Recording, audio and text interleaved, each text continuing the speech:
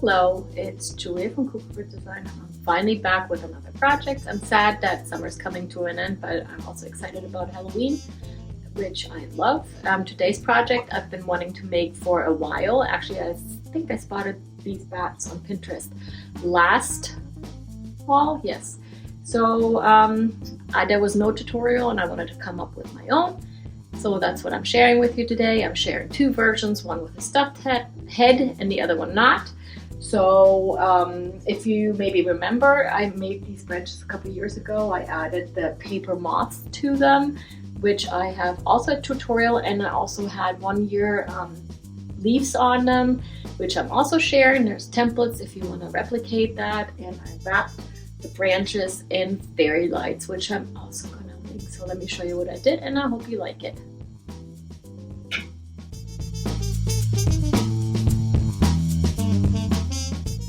I dyed my corn husks according to the instructions on the back of the dye bottle. Soaking the corn husks for 30 minutes in the hot black colored water was enough to get a deep black color.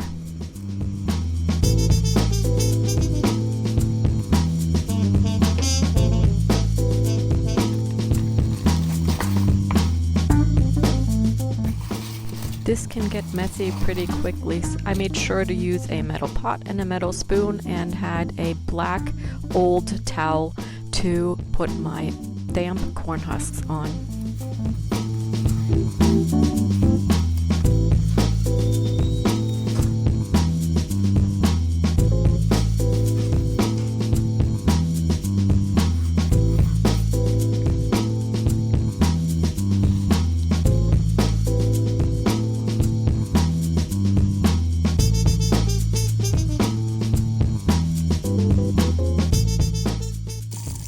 When working with corn husks, you always have to make sure that the husks are soaked before using them.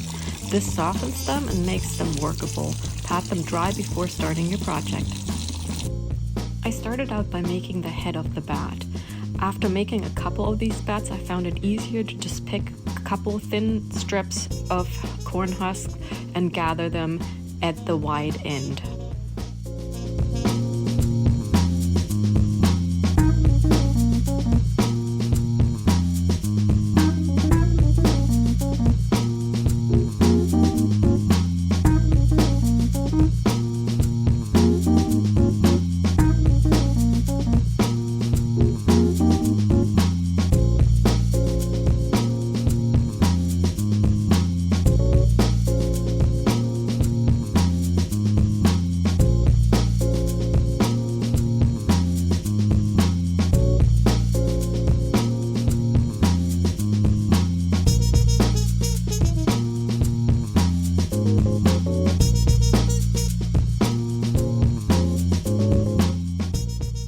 Off the bat's head like this, or you can stuff it a little bit, which makes it easier to get a more rounder shape. I'm showing you how I used a styrofoam ball where I stabbed a bigger hole into the center with my scissors.